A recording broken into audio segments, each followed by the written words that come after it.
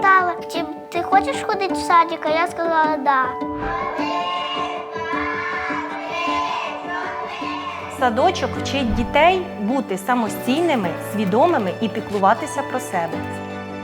Ми гуляємося і нам кажуть, акуратно біля качелі, бо можна вдаритися. Миємо руки, щоб не було мікробів і живот не болів. Вони навчаються спілкуватися і визначати власні кордони. Моїх друзів звати Марія і Макар. Ми з ними інколи сваримося, але потім миримося. Коли починається повітряна тривога, ми збираємо речі і спускаємося в укриття.